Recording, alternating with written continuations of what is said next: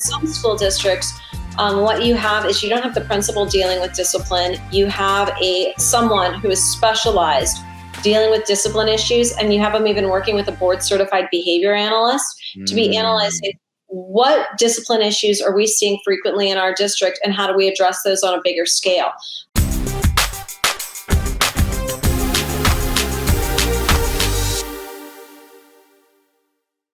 What's going on, guys? Welcome to another edition of Dads on Purpose, the podcast. I'm your host, Josh Ashford. And as always, you know I got the big homie, KB, Mr. Kevin Bergantz. How you doing, bro? What's up, baby?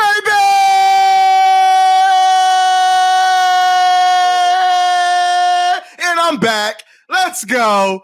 It's Dads on Purpose podcast. Look, I love this every time because it's so good for me because like our guests, like they listen, but like I don't think they like listen to the beginning of the show, and then they're always caught off guard. And poor Catherine, she's over there. It's Eastern time over there for her, so she's like, "What just happened?"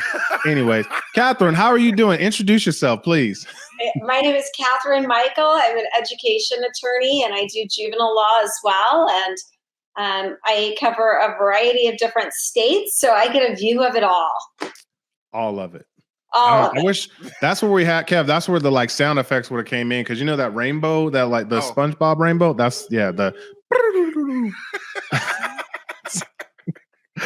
Catherine's gonna be like, yo, like, what did I sign up for? I'm glad this is fun. So see, I'm waking up. I'm getting energized. Oh my goodness, no, but we're gonna have a good time. I selfishly, like, I really wanted you to come on. So Catherine, she gave the short bio. For a nutshell, you're a special education student advocate, basically, like right. High level, right? Yeah.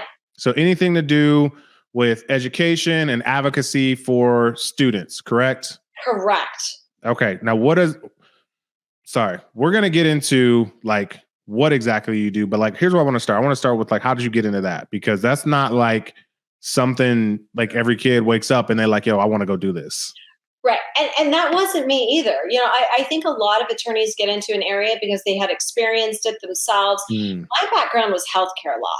And it was one of those areas that I had worked in hospital risk management. I worked in pediatric risk management. And after law school, I was working for a healthcare firm. And I had a friend who had started doing some special education law and started sending me some referrals for cases. And the cases were so horrendous. I was in shock the first time. I was like, I need some details on that. Like, what do you mean horrendous? When I say horrendous, a child who has terminal cancer, who a school won't provide any type of services or a homebound program for. A child in 11th grade who literally can't read or write a sentence, that has been passed all through school, and they just want to give him a certificate and put him out. Oh, that was California, huh? Yeah, I mean, but I'm not talking like one or two cases like this, right? I'm talking about hundreds of children who can't read. And I still get the hundreds of these cases every year that are in 10th, 11th, and 12th grade. And I got to the point to where I came into this from a different view initially. I thought, like most people do, the schools are on our side, right? We're going to be clever. These teachers, they went into it because they love teaching. These administrators.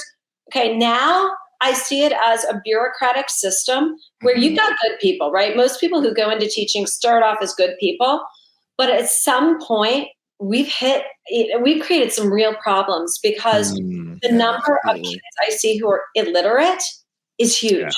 Yeah. The number of schools who pass them through, the number of schools I see who expel students because they have learning disabilities. Now they expel them because they say they have behavioral issues, right? Yeah. And it's especially true, like if we start talking about like the inner cities, if we talk about Dallas or Austin or Houston, right? If we talk about Detroit, we're seeing minority children be expelled at these really high levels. And it's because they have learning disabilities, they have behavioral disabilities, or they don't have a good home life, and the school system kicks them out. Yeah.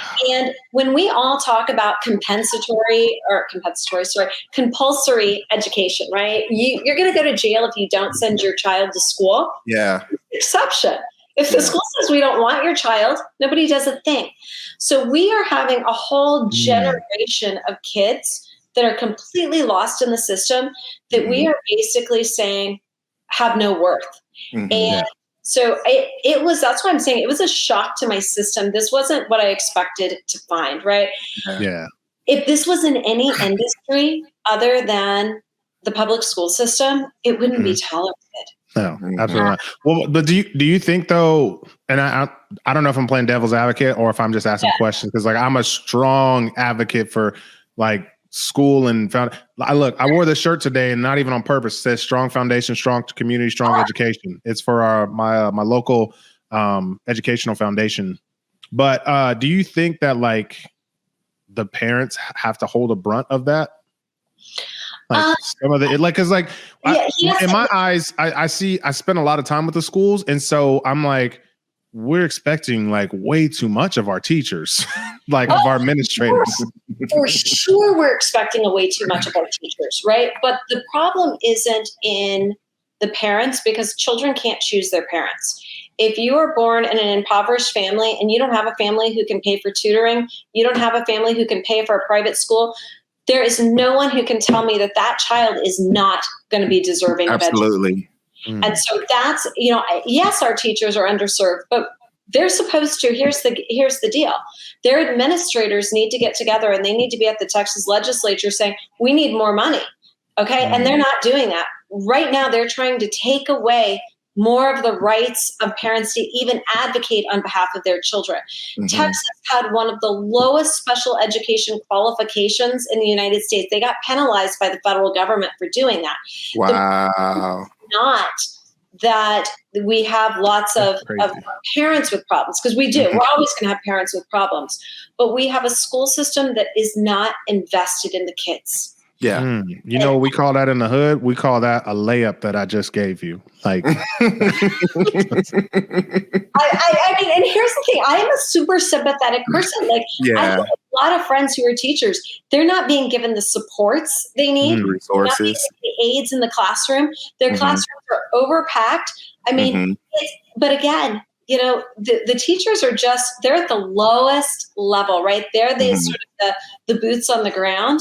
Yeah. I blame everybody above that for not doing their job. Absolutely. Right? Their sole job is to get out these kids being able to read. And they're going to be children who have certain cognitive levels where they can't learn to read, right? Yeah. We're talking about a huge population of children who can learn to read, who can learn to do basic math, who we can make employable, or who have behavioral issues that we can address, we can nip in the bud. And we're not, because again, they're not invested in the kids. Yeah, Kev wants to jump in here. I think that's I love a what lot. Kev's like. He's saying, that means Kev wants to. But I just really love it, because you speaking from a passion of where I started from. When I started working in the school districts at the very early beginning, I'm thinking I'm gonna work with high school students, but the highest need was in the elementary schools, and I mean talking about they're kicking out they're expelling pre-K students, and I'm like, what? It's a pre-K. How you gonna expel a pre-K student? So I get, I'm 100% with you. Like, I believe that the school system needs a lot of resources. They need to advocate more so they can do their job. And I also do think like we do have to hold a level of standard to the parents, regardless of their level and where they are. Because the challenge for me was, yes, this kid may have a learning disability and we're going to get him help. But then I also have to say, okay, bro, when we get you help, you can't be mad at the chick for helping you. You can't cuss her out because she want to help you. You know what I mean? And so, and I get that so much. It's like, so many times, my wife being an educator, we talk about this all the time. And so the help and the need that needs to be there, and the superintendents and the admin fighting for the schools to be able to function and do what they need to do is very important. And it's when I started, I had one kid that they were getting ready to expel away from elementary. Like, you'll never be able to return back to this school at all. Started working with the kid. We started to find out that, number one, his home situation was bad. Number two, the dad was always bringing him to school late, so that made him upset. Number three, he would miss lunch So that our breakfast, so that made him upset. Number 4, he needed glasses, so he couldn't see nothing in class, and he was always sitting in the back of class. And so when we started working towards his needs to be a better student, we got him some free glasses. We started feeding him breakfast in the morning. We can't control what happens at the home, but when he comes to school, it's a safe learning environment. And he knows that the teachers, the counselors, the principals, whoever is around there cares about him. And we're going to do everything that we can to make sure he exceeds. And I think sometimes I understand like schools have become more than just a school because of the needs of social skills and so forth. But I think when we get to address those needs, then we can really fine tune into the special education of what our kids really need, so they won't just be labeled. Oh my gosh, that is exactly it. And I think that's where, schools who are pulling in different agencies and different resources and social workers and saying, once we find out this kid's not eating breakfast, can we do something about that? I'm looking for, and it's exactly what you're looking for, is an investment in the kids, right? And that's, I think, where we see some schools that do a phenomenal job of it. But it really comes down to the administration and the theme of that school district, right? You see others who, sorry, you're out of luck. But, where my kids went to school, it was actually in Michigan, they had a teacher who she stayed after school every day to tutor kids. She brought extra food to school every day to give kids even after school lunches. Parents couldn't afford like vitamins. She was, bringing vitamins. I mean, she went above and beyond. And and her biggest frustration too was she couldn't get any help from administration. There were kids she thought needed to be qualified. There were kids she thought needed counseling, social work services. And the answer she kept hearing was no. And so we need to change that in schools, because that's their only job, is how do we provide the teachers and the students the resources they need to succeed? Well, but my question is like, and we haven't even got to where I want to get to, and I don't know if we're going to get there, and I'm perfectly okay with that. But so we talk about that and the administrators, and that's their role and things like that. I 100% get that. I agree. And my question though is like, when you start dealing with, I don't know how to put this. So I don't even know how I'm gonna say it. I'm gonna just say it and we're gonna figure it out. So I work with a lot of principals, and a lot of the assistant principals and principals spend the majority of their day in the schools that I am at dealing with disciplinary actions. And so it's like, okay, if they're spending, some kid brought a bag of weed, now they got to get the officer, you know what I mean? Like all these different things, like if they're spending all their time on that, how are they taking care of the things that we need to get done I guess in the grand scheme, like our legislators, don't get me started on that, should actually get it done. But with the great resignation that's going on, especially from our school districts, like how do we get people that are properly equipped and knowledgeable of the things that they should be doing to get the resources that we need them to get? Does that make sense? Yeah. Here's the thing. I think, first of all, we start to look for examples of places that do it really well. Because we don't need to reinvent the wheel, right? And in some school districts, what you have is you don't have the principal dealing with discipline. You have someone who is specialized dealing with discipline issues, and you have them even working with a board certified behavior analyst to be analyzing what discipline issues are we seeing frequently in our district, and how do we address those on a bigger scale? If we are having a lot of problems in recess, in the halls, we're having a lot of bullying issues, what programs do we need to put in place? They will change passing periods and make, start doing staggered passing periods to have the halls. They'll put in hall monitors. It's doing an analysis and running this like a business, not like we're sort of chasing our tail type of thing. And so that's again, the difference. That's good. Right? Yeah. But here's the thing. The difference is looking at the school as how do we make this as efficient as humanly possible, and how do we solve bigger problems? And this is for all the administrators who are listening to your show and will hate me, but honestly, the fact of the matter is most of them aren't being creative, right? I mean, I'm just throwing out some examples of schools that I've been to do it because they're creative about it. We have a problem. How are we going to solve it? If, for instance, you're in a high poverty level, kids are coming in and they're in bad moods in the morning, they're probably hungry, right? How are we going to solve all these problems in the morning? We're going to start a breakfast program. We're going to start, having a snack hour and, bringing in snacks. Food is really cheap. Quite honestly, it costs to serve breakfast at school. It costs about $1.75. Okay, a lot of these suggestions don't cost that much, right? To have somebody who's in charge of behavior at a school, we're talking about one extra salary. They waste a ton of money on whiteboards every year. Okay, I look at school budgets all the time because I do work with a couple of charter schools and private schools. Yeah, and I'm thinking, we're really missing the boat. This is not our issue. So that's the first thing, right? Where are our problems and how do we address these in a way that makes sense? Yeah, absolutely. Absolutely. I love that. I love that because I think, honestly, some districts have done that. The problem is they set up structure but haven't done any follow up or follow through. And that's what I've seen. Yeah, you got the behavioral specialist, but the behavior specialist is not being a behavior specialist because they got other things that the district has passed down for them to do. We got counselors in place who should be counselors, but they're really creating schedules and not really counseling any kids in any fashion. So I think that I think you're 100%. Like we have to. I've seen, and I'm jumping all over the place because I'm trying to figure out how to say it to where it flows well. But I've seen great schools with high needs do really well because it was a great principal. I think that large districts need to have just some kind of standard across the board.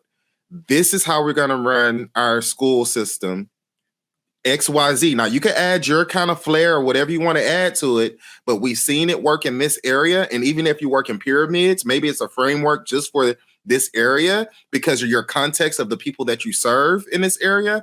We could function at a high level if we just work the resources that we have somebody who's compassionate about seeing it through, and then providing those resources to the kids. Because I know one of the schools that I was at was in a homeless area, so majority of the kids were homeless.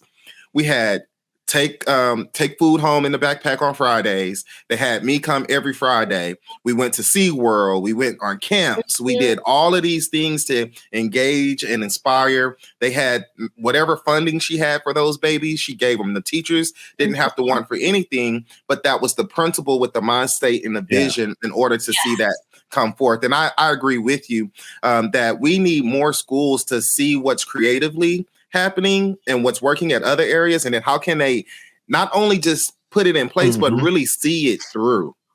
Yeah, and I think it's giving more principals and administrators even that leadership training, right? That's the key right there. But most of them, they have a undergraduate degree in education, right? Then they probably have a master's degree. Some of them get a principal's license. Yeah. They don't have any training in leadership. They don't have any training in organization. Some of them, I taught in a education master's program for years. We had a lot of people on the way to a PhD. They had never really learned how to lead, how to organize. You think about it, the majority of superintendents, right? These aren't people who are used to looking at budgets of $137 million or something like that, right? They were educators. Their PhD is often in education. Yet we're asking them to run and figure out corporations. We're asking them to figure out not only finance, but then lobbying, leadership, working with difficult people, right? All of these things, but we're not giving them the resources to do so. But that's where, we need some of those superintendents out there or the legislature to say, here's how we're going to allocate money. Here are the example schools that we're going to send you to see what's working, how they're doing it. Here are the structures we're going to put in place, but we're going to have to really, push that, or else, if nothing changes, nothing changes. And right now, we're really not making that much progress. Yeah. We see those same problems in two of our biggest, I don't want to say industries, but the same problem you see with our schools is the same problem that you see in the healthcare industry. And what I mean by that is I have some buddies that are like dietitians and they really specialize in nutrition and things like that. And one of the things that they talk about, especially if you talk to like really high specialized doctors, they only in their entire doctor career, they do like 2 weeks of nutrition. And like, that's our entire body. So like doctors are taught to prescribe like pills. They're not taught to find the problem. And that's the same thing that's going on in our school districts. Like superintendents are taught to teach kids not to like deal with so I think those are, man. Yeah, that is a perfect analogy. And that almost jumps to, one of the things that I've been seeing more and more and more of is children coming to their doctor, or parents bringing their child to the doctor and saying, my child is struggling in school. They're not learning, and I'm seeing the number of ADHD cases that I've had over 20 years is sky high.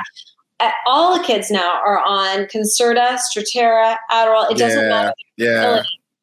The interesting thing that I would say to parents is before you do this, get your child educational testing, because the number of children I see who have dysgraphia, dyslexia, processing problems, all sorts of things that have been misdiagnosed initially as ADHD because they weren't paying attention because they couldn't read the board. And so that's one frustrating thing. The doctor is just treating it medically, and it's not a medical issue. I mean, if we had a med out there that would teach you how to read, I'd be all for it. It's just, it doesn't solve the problem. And now we have a child who the parent is thinking, this is ADHD. If I keep increasing the meds, something's going to get better. Yeah. And instead, it's delaying that child getting the necessary reading program that they really need. Yeah. Kev, I'm gonna let you jump in here real quick, but I got to get this thought out because I'm gonna forget it. Going back to that and like the kids and describing the ADHD, I really wonder, like the state, especially our ISD this past year, the state of Texas gave us money to fund every student gets free lunch and breakfast every day, no matter you rich, poor, white, black, whatever. I wonder if we look at it, and I guess it's not really going to be the same because we had a lot of COVID last year, but if you look at the disciplinary actions and the diagnoses, whatever, the stuff, if you look at it from this year when every kid is getting fed and having an opportunity to eat versus the last year's or pre-COVID, you know what I mean? Before then, I wonder if you look at it on a school level, like the disciplinary actions and things like that, I wonder what that would look like. It would be the same or worse. My guess is it would be improving. There are these studies with some of the charter schools. Did either of you read Waiting for Superman? Absolutely not. Okay. So basically it was this guy who had initially he had started charter schools, but they were looking at, and also there's a book Spark, where they looked at schools that had a lot of recess. Have Spark. And PE, yes. Okay, so you look at students who have PE and recess on a daily basis, automatically you see discipline levels falling because they're exercising. I mean, and they're learning how to socialize and play. I'm just going to put that plug in. Yeah. That's good, Kev.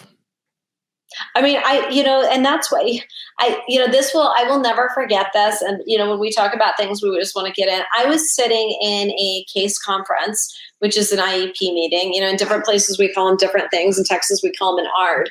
But I was sitting in this room and there was this huge fenced in yard. It must've been 2 acres right outside of the window. And, it's all grass. And the principal, when we're asking for a 1-to-1 aid for this child who really critically needed one, and the teacher had sort of covertly referred the parents to me, and we were never ever going to tell, but he was trying to give me this spiel about why the school can't afford to do so, which I wanted to tell him you cannot blame anything on finance, legally. Yeah. But he says, we've even had to cut out recess and PE because of our financial constraints this year. And I'm looking at that big field out the window. And I'm thinking it doesn't cost you a thing to let those kids out and to let them run and to have the teacher. And that's, one of those things where I started to realize we've got a really big problem when we only think of a classroom setting and we think it costs us money to let them run outside. Yeah. And the fact is, our scores worldwide are going down. We're assigning more homework than ever before. We're asking more of our teachers than ever before. We're frankly asking more of our students than ever before, and our scores are going down. And we're not asking why in the right ways. Yeah. I got a question because I'm an 80s baby. So you know if anything about 80s in Texas, because education changed dramatically from 2000 on. And I know why. I know why for special, I want to say special education, but I understand why. And I'm gonna get to that point in a second, because I want to know how hard is it to change legislation? Because when it came to special education, I think we had it right in the 80s. I don't think inclusion was the way to go, because when I was struggling with English, instead of me sitting in a class with an aide that's trying to read and teach over the teacher, I got pulled out of class into a quiet space where I could really focus and make sure. And I know legislation in Texas was changed by one individual that was really pushing for their kid to be included, but it affected all kids that probably needed special needs in education. Wait, I got one more. I got one more. I'm gonna say it. I got one more. And then the next one is, because to me, both of them are hand in hand, right? Yeah. Because of the way education has changed in Texas, now we have ARD. But because we have ARD, now we need legislation to make sure that the kids that's in ARD are EIPs or whatever you have them. Now they need legislation to make sure they get tested. Because the problem that happens from my experience is that if those kids do not get tested before they leave elementary school, they'll never get tested. The next thing that we noticed was that the backlog of our kids being tested is tremendous low. If you get a kid in 5th grade who finds out that we got him on an EIP, if he doesn't get tested by the time he leaves that school, it gets lost in the dust. So my question is, as with legislation, like how hard is it to get stuff passed, and what do we need to do as parents to help make sure legislation is coming up, and who do we need to get behind the champion? Because like I said, I understood. We watched that happen and we were like, wait, everybody getting to be in the classroom. So that legislation has already passed. Everything you described is already the law. Okay. The problem is it's not being enforced in Texas. So I'll start with answering about inclusion. So inclusion falls under what we call the least restrictive environment. And it does not mean, and all the case law in the 5th Circuit, which is Texas is in the 5th Circuit, doesn't say that you can't pull a child out for specialized reading instruction, math instruction. You can do that. It's schools misunderstanding the law. That is the problem. It's not the legislation. The legislation, if you needed to be pulled out for 3 hours a day for specialized reading instruction, you could be pulled out for 3 hours a day for specialized reading instruction. It's not our decision. You're already granted it. So that's number one. And anybody who tells you, no, sorry, we have to do inclusion, that's because they just don't want to commit the resources to do that. Okay. Okay. So, and that's all from the Individuals with Disabilities Education Act, which is a federal law Texas has to follow. Second is the testing. So there's something called child find, and it's both in Texas law and it's in the Individuals with Disabilities Education Act. And again, that's the federal law that Texas has to follow. There's also the child find is also in Section 504 of the Rehabilitation Act. So when we talk about these three laws, it says that if there's any reason to suspect a child has a disability, so if you knew or should have known, okay, and suspecting is in 3rd grade, that child is not on grade level for reading. Suspecting is they're not passing our standardized tests. Suspecting is they're failing their classes. They have to send a note to the parents saying, we suspect your child has a disability and we would like to test them. And they have a very short time frame to test those students. Texas has actually been given additional, millions of dollars to provide this testing. Okay. So the problem isn't that the legislation isn't there. It's there. Here's the problem. And it's a big one. Guess who the enforcers and the only enforcers of these laws are? The schools. No. Me. Parents. The parents. God dog it. Okay. Each parent is what we call a private attorney general. The state of Texas has no obligation to go and look at all the ARD conferences and the IEPs from them and say, yeah, that child has a speech and language disorder. Are they getting speech and language therapy? Or that child needs to be pulled out for specialized reading instruction. It's basically simply the parents that have to bring in action. And so what's happened in Texas is they're not bringing actions. That's crazy. Yeah. The sheer number, there are probably only 5 special ed attorneys who do it full time in the entire state of Texas. And so most for the whole state? For the whole state. Whole state. Okay. Now there are like 40, school attorneys, right? Because parents will sometimes file these things pro se, which means without an attorney. But the problem is most parents, they're intimidated, right? Or they don't know their rights. So that's the problem. So I was saying that when parents, most of them have no clue as to what they should be doing or how to do it. And less than 1/1000th of parents ever enforce these rights. So I want you to envision it like this. If you had to only pay your mortgage if you got caught, okay? You had to start paying only right then. You didn't have to go back to 10 years, 20 years, 30 years, okay? And only 1 out of every 10,000 people was going to get caught. How many people would pay their mortgage? I'm not paying my mortgage. Right? Exactly. Okay. So we have a backlog of students who need to be evaluated because what's the penalty if we don't evaluate? There's none. Okay. And then this is why we also see them saying to all the parents, sorry, because of inclusion, we have all these laws on inclusion. Your child can't be pulled out. Okay. It's because nobody's going to call them on it. Okay. And if the law isn't enforced, is it really a law? That's our huge problem. You're hitting it right on the head, because I think, number one, especially in the Latino and African American community, because I sat in a community and I watched the generations. And when I mean generations, like I'm sitting in one neighborhood, the parents who are bringing their kids are the same kids that were going to school there, but they were hurt so much by the school system that, number one, they don't even know the law. All they know is if I don't bring my kid to school, they go call me, they go take me to court, and I gotta pay a fine. Like, seriously, that's the majority of what we know about school and the school law. And we say we should be advocates, and then when we hit a brick wall, it's like we don't know what else law for education that we can do. So I really thank you for sharing that, to let people know, like, we really have to be generals.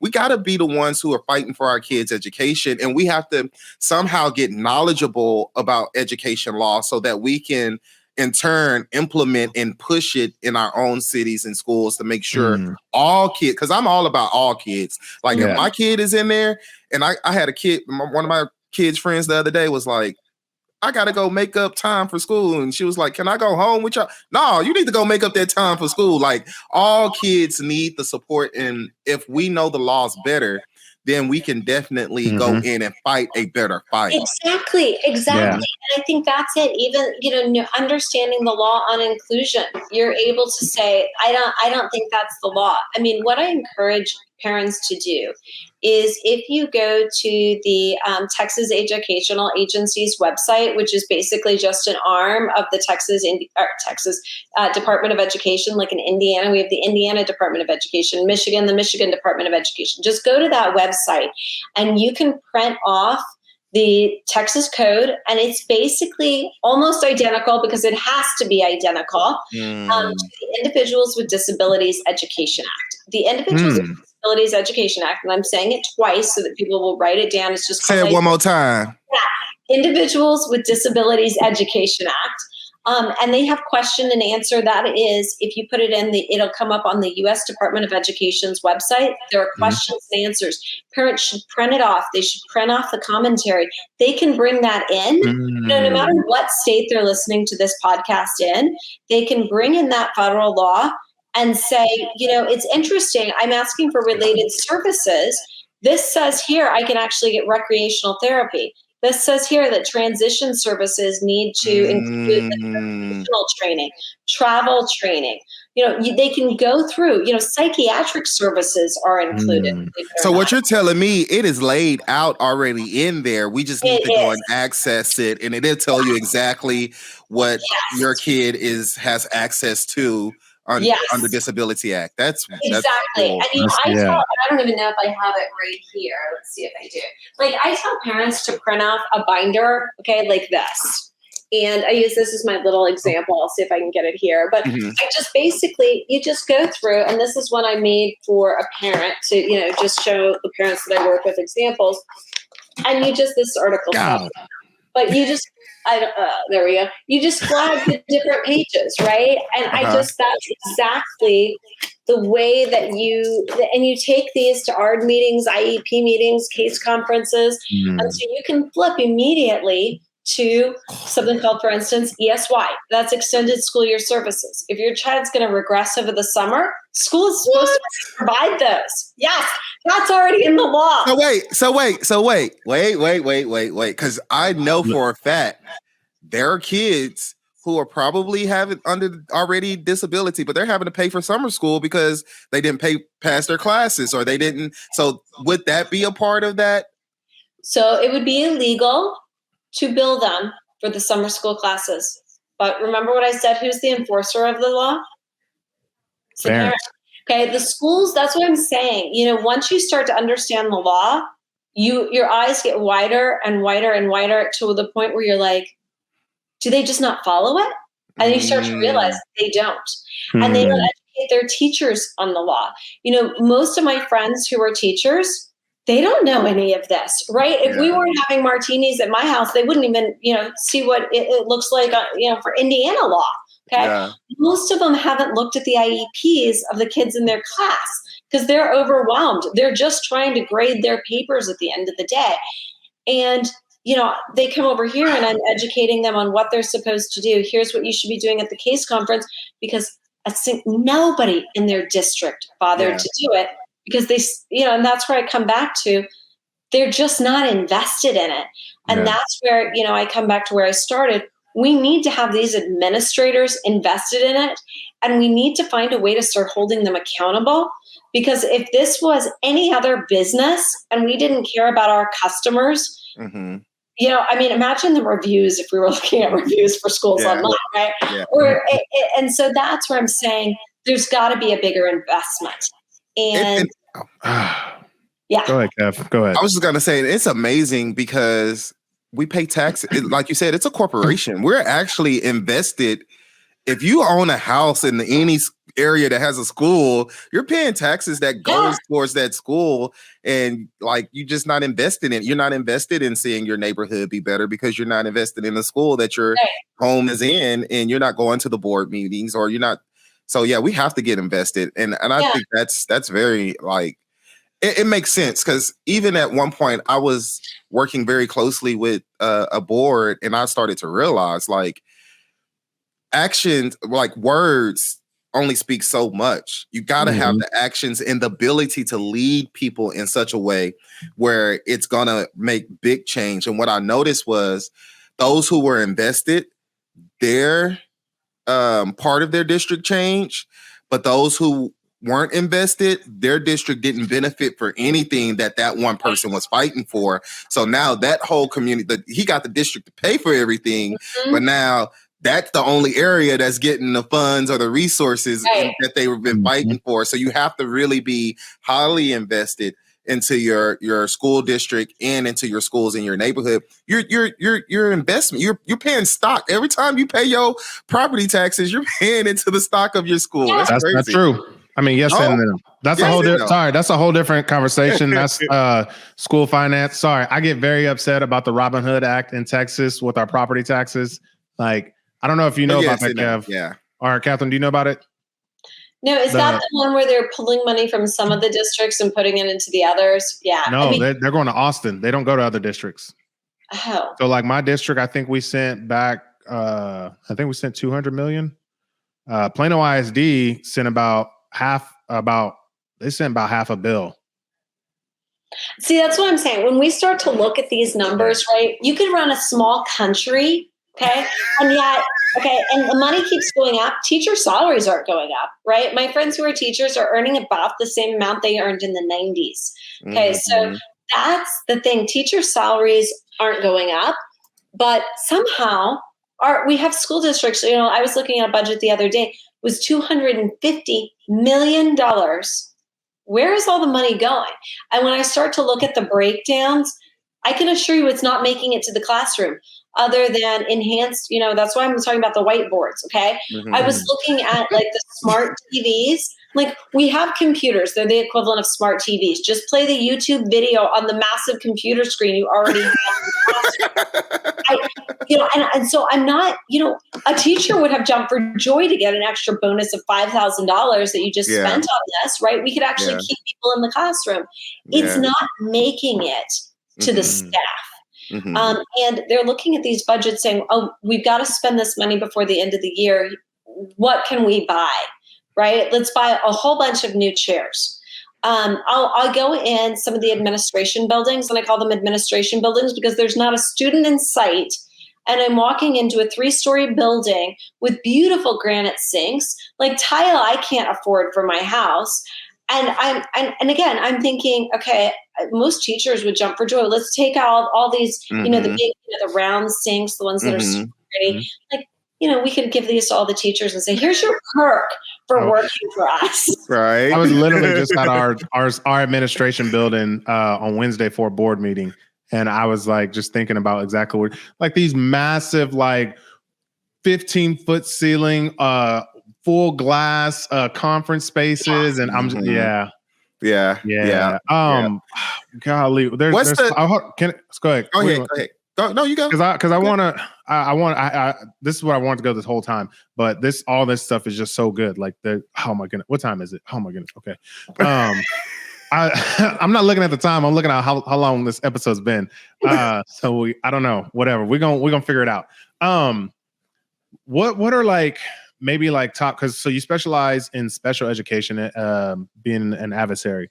What are like 2 or 3 things, or like resources, or like kind of like you've been given laws that we don't know about, that we should be aware of when it comes to dealing with special education? Because I don't know if whoever's listening to this podcast has a child that is in special education, but they might know somebody, or they can be that advocate in their school district for the rest of them. Does that make sense? Yeah. Or might need special education for their kid and don't want to because of the stigma of their kid and being lost in the system. So yeah. So I mean, the number one thing I would say, and I'll say it again so that they start Google searching it, is the Individuals with Disabilities Education Act. That is their number one resource. Go to your federal Department of Education, download it, and review it. It is not that long.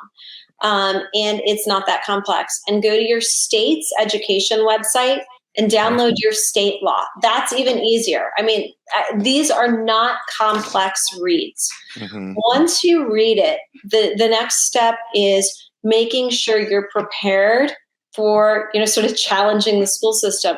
The good thing is that most of the things, once you ask for them in writing, are going to be situations where you've asked for it in writing, and the school automatically now has a legal duty, okay? Depending on your state, the moment you ask for an evaluation, some states, they have 45 days, other states 50, some states 60 days, but they're under a time limit. The moment it's in writing with your request, they've got to start performing, okay? And you're going to learn that by doing that. The other thing, and our next series doesn't come up until May, but I do a morning coffee with parents every Saturday and every Sunday morning, and I've been doing it for years. And it's, amazingly, it's called Coffee with Catherine. We do it now by Zoom. I used to just host it at local coffee shops or libraries. I saw that on your Facebook Live. And you actually did one about the difference between the extended schools days and summer school. Yeah. And so, I was like captivated by that one. I was like, I need to be doing those Facebook Lives again. But so I've started doing these by Zoom, and we get a lot of parents who, this is their first time hearing a lot of these things, right? And there's so much material to go through. This started probably 10 years ago where I just said, to a few clients, invite some friends and we'll all go out for coffee. And then I had 10 people, I had 15 people, I had 30 people. And so then we would do them almost as conference calls. But that's one thing that I offer to parents, and we're putting up now, amusingly, a website where they can actually get a schedule and show up, and I'll do it by Zoom, and you two can come. And we have coffee, and we can talk about these topics. Yeah. I'm going to add a cocktails with Catherine, because I think sometimes we all need a glass of wine at the end of the day. And sometimes that's better to discuss, like the emotional disabilities classroom and some of that stuff. But it's one of those things where parents need to find those types of resources. And mostly it's also connecting with each other. And connecting with what are called parent advocates. In Texas, we've got a lot, but you got to be wary, because sometimes they're trained and sometimes they're not. But it's important to have somebody, if you're really struggling, who can help you express your opinion. So those are the two things I think where parents need to start, and also knowing that there are far more options than they ever possibly envisioned. They're already in the law.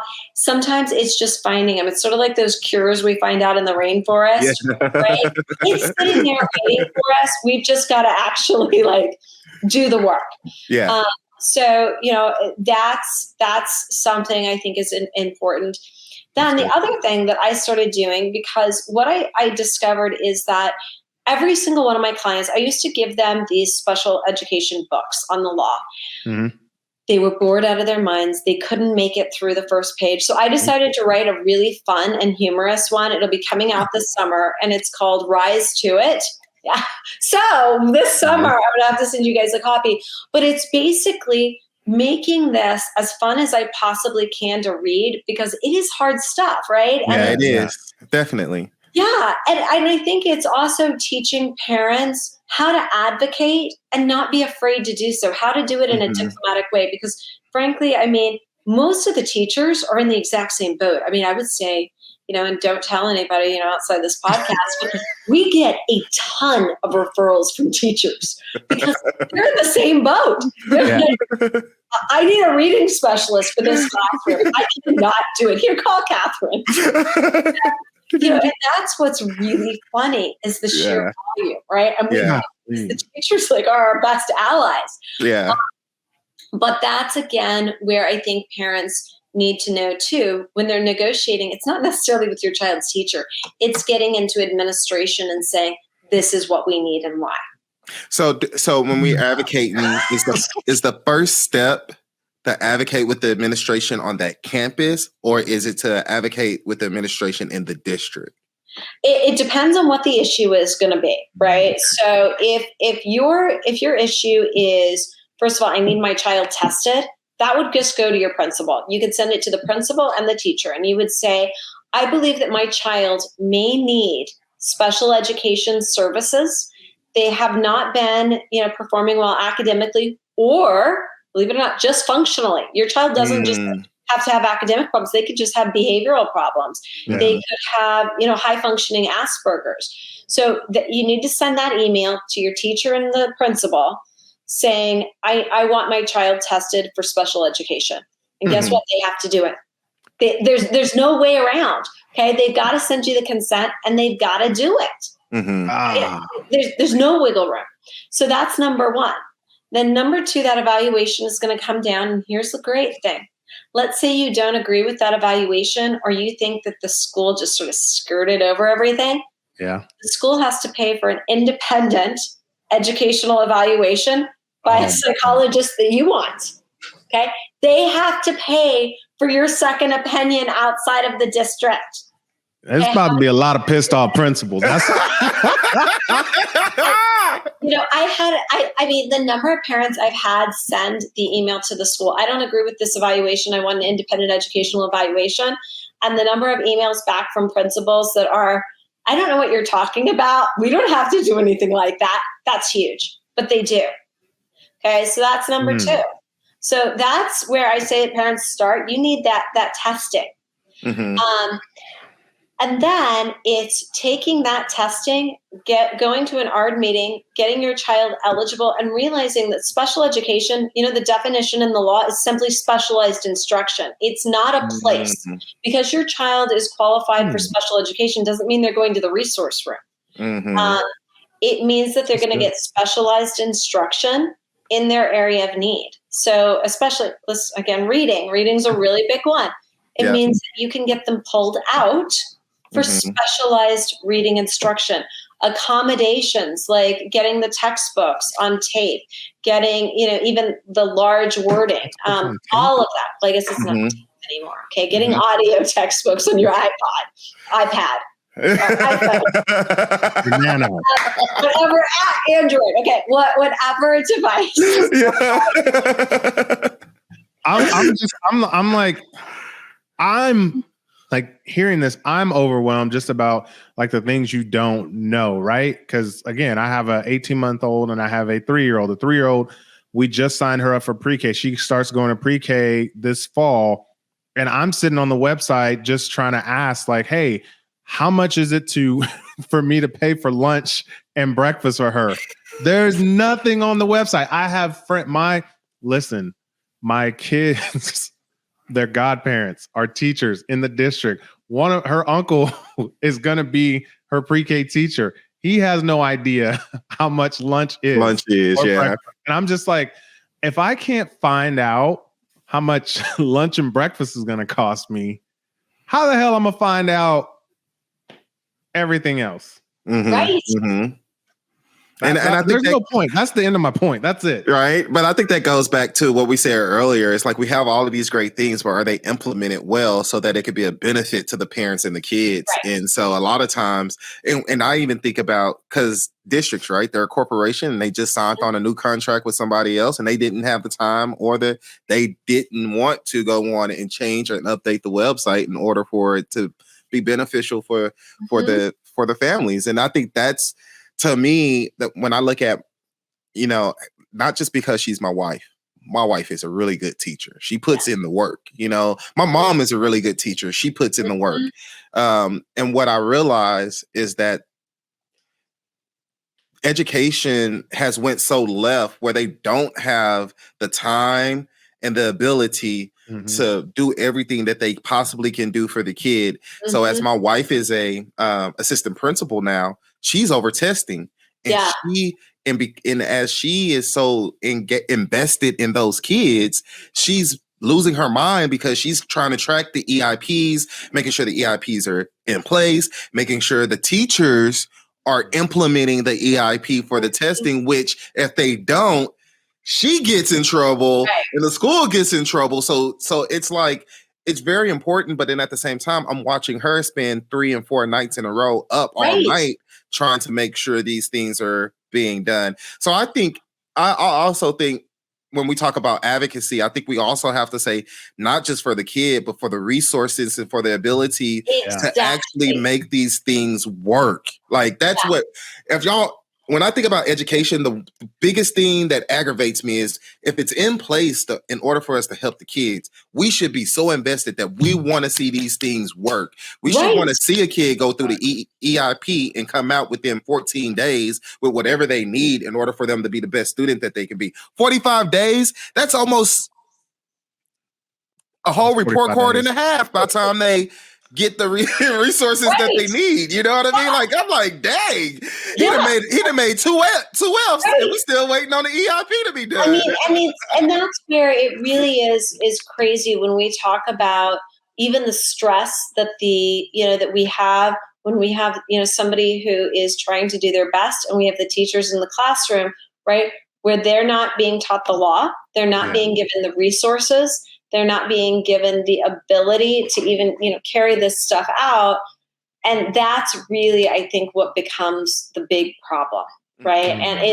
And then if you look at a teacher even moving up in the system without being given even the training on the laws they're supposed to follow, it's a mess. And so mean, that's the biggest thing, that I hope that we will see in the next 5 years. I mean, 5 years is long, but I'm trying to, it's schools. I'm trying to, Right. everything moves slowly, but is more of the districts themselves, more of the superintendents. Because you know what? While teachers are leaving the classrooms, we still seem to have plenty of superintendents, and they're getting paid pretty darn well. Not in Dallas. We had 9 leave. Yes. Well, I mean, I'd like to see all these superintendents go to Washington and say, "Here's no. We had in DFW, we had 9 superintendents of the major schools resign this year. Oh, well, okay. I guess the superintendents there are leaving, but that critical race theory killing them. I mean, the thing is, they need to be on the ground and campaigning, right? Yeah. And they're just not. Yeah. I mean, I can tell you, and when I see what they're campaigning for, like, for instance, in Indiana, they were campaigning against, or trying to make it even harder for a parent to go through a due process. They get barely any due process cases a year, right? And yet they're not campaigning for their teachers, who are really who they should be on the ground saying, we've got to have them able to serve. So, that's the biggest thing I think we've got to get changes with. And I just don't see why we're so behind the curve in that.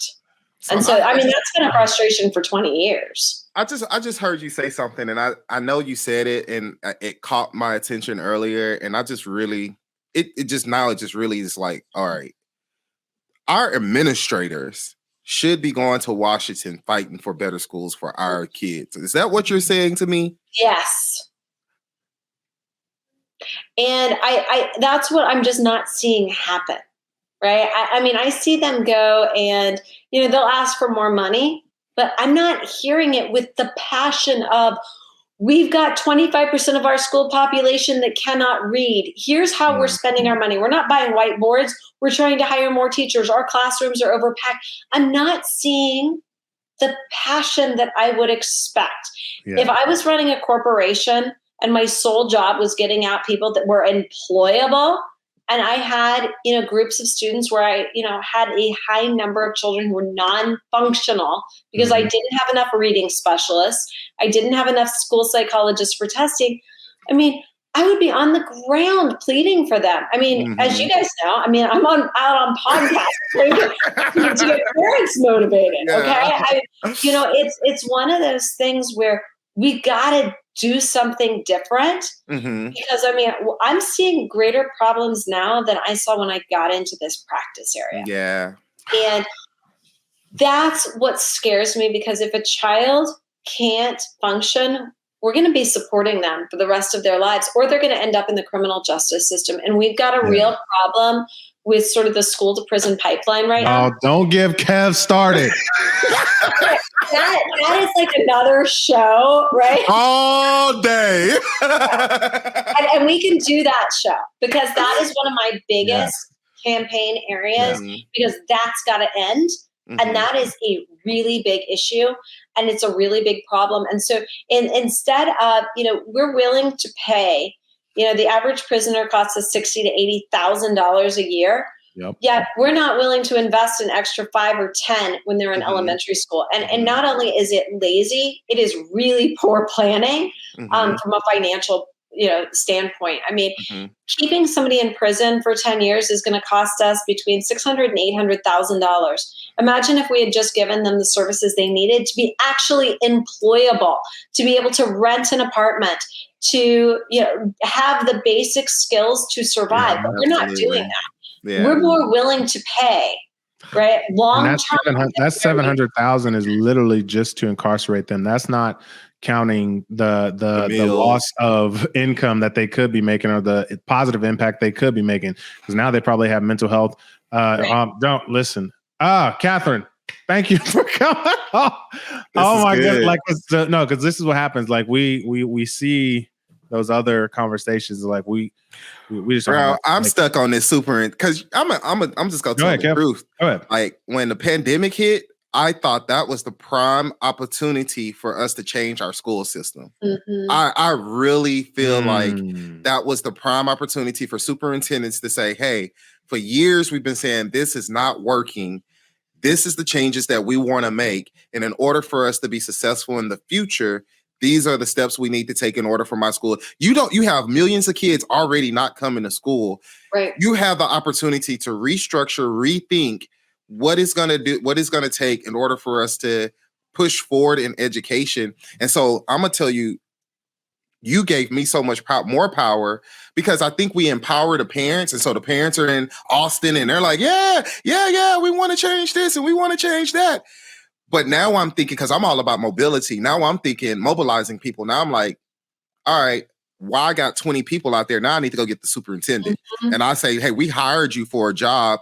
Mm-hmm. Great, you're over here overseeing our schools, but I need you in Austin making sure the laws are going to change. Because that kills me. Like, as a community partner, and when I come in to develop students, I want to be updated on the latest trend of education, the latest things that we can do to get our kids connected.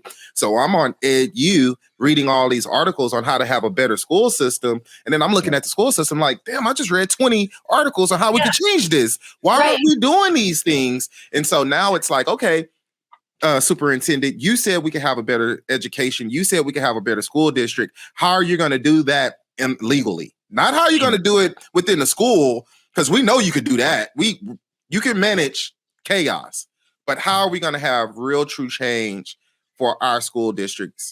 And again, that's where they need to logically say, if we've got a backlog of testing, how many school psychologists do we need? And do we have to hire them, or can we outsource a lot of it, right? Mm-hmm. Figure out the budget for that.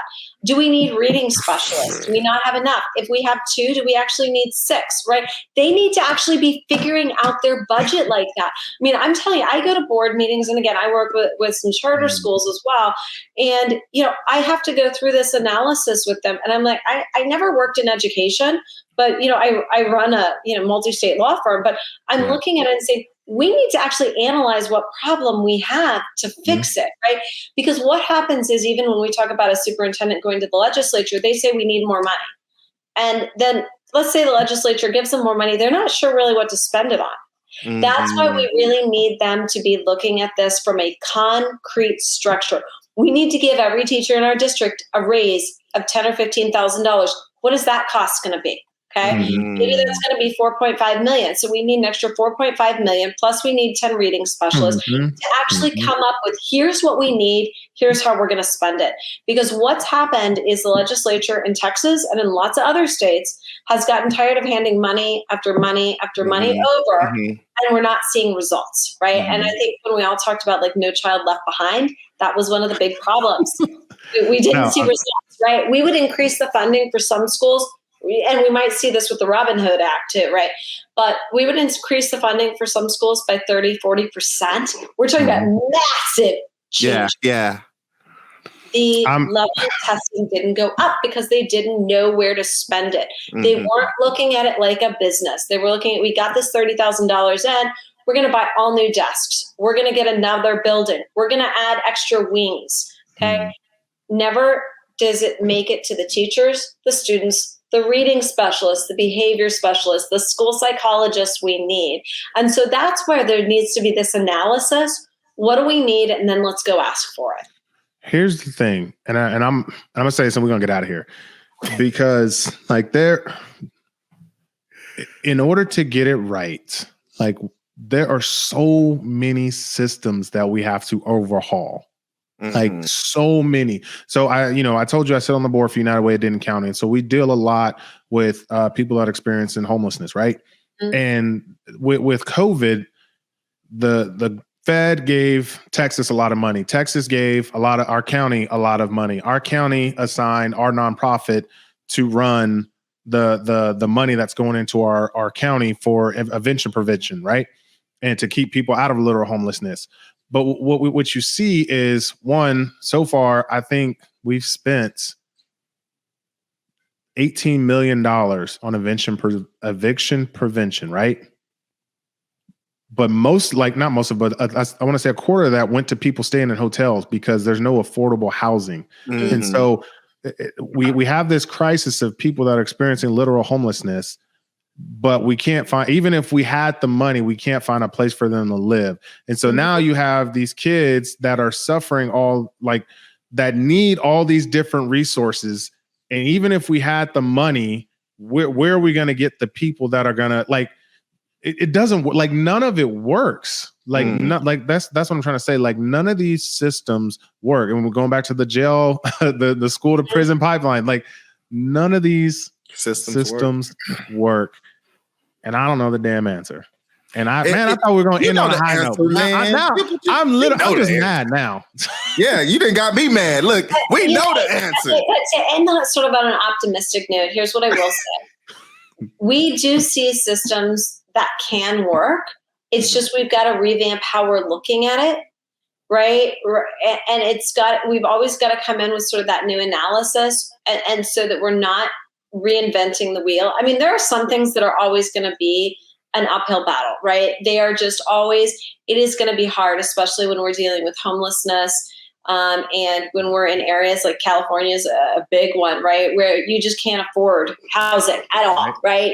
And so those types of problems are always going to be there. But I think that the important thing is not to become so overwhelmed with it. It's, I don't know if anyone's heard that story. I'm sure people have, about the kid who's walking along the seashore and he sees like all these starfish that have washed up on the shore as far as you can see. And he starts going along and throwing back one after the other. And a man comes along and says, "Why are you doing this?" And he's like, "Well, I'm just trying to help the starfish." And he's like, "But this whole beach, it's not going to matter. This whole beach is filled with starfish, right? As far as you can see. And there are hundreds of beaches all over the world. It doesn't matter." And the kid throws back the next starfish and says, "But it matters to this one." And I think that is the duty of each of us. It's that we're not going to solve the world's problems, right? We might fix education in America, but there's a war going on in the Ukraine right now where hundreds of people are dying. So it's picking our like little area of the garden. What flowers can we get to bloom, and not getting so overwhelmed by the world that we throw up our hands. And I think, again, coming back, that's what's happened in education is people have gotten overwhelmed and they've thrown up their hands. And I think my message is we've got to get back to saying, if we solve this situation for one child, for one family, we've done something good. The world is better because we existed. And I really believe that is our calling, whether it's one person or it's 20 people or it's 30, but we cannot throw up our hands and say the problem is too big, or else the problem's going to get worse. And that's why you sit in that seat and I sit in this seat. Oh my goodness. No, Catherine, like that was like this whole episode, I apologize. We went a long time, but y'all gonna appreciate this information. Everybody that's listening out there. Definitely. Catherine, where can they find you if they want to hear the Coffee with Catherine's or any other tips or things like Cocktails with Catherine? Yeah. Cocktails with Catherine. So hopefully that website will be up soon, but it's it's coffeewithcatherine.com, and Catherine is so coffee, just COFFEE with WITH, and then Catherine's CATHERINE.com. Our law firm website, where they can find me and get links as well, is cmklawfirm.com, and that's Connell Michael Kerr. They can also find me on Facebook, Catherine Michael, education attorney. I love Facebook, as you know from watching my Facebook lives. So they can certainly find me there. Just putting my name in a Google search, hopefully it comes up. But yeah, I mean, my biggest thing is I want to give families resources, because as an attorney, I only have so many hours in the day. I can't. I can take maybe 5% of the cases that we have coming in the door, but I don't want that to be my little garden. I want to sort of expand it so that I can get these parents feeling like they're not alone. And I think that's, if they want to connect with me, I'd love to have them for coffee.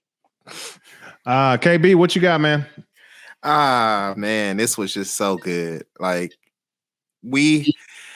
what was just reaffirmed to me, Catherine, was we are the biggest advocate for our kids, and we have to go beyond and beyond. We have to go above and beyond just our kids, but for the whole community and for the whole school. And I thank you for that, because for an advocate who works in the school district, and my wife who works in the school district, and it's hard. It's, it's sometimes it's just very hard.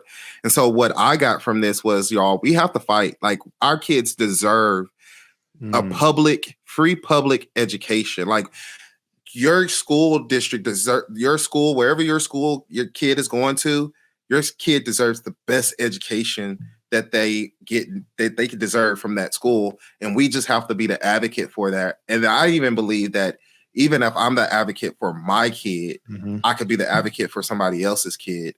And what my encouragement now is, even if you don't have a kid, because I'm just thinking, like, when I look in a neighborhood, there's a neighborhood right now in my mind where none of those kids are coming from the neighborhood because those parents, they matriculated out.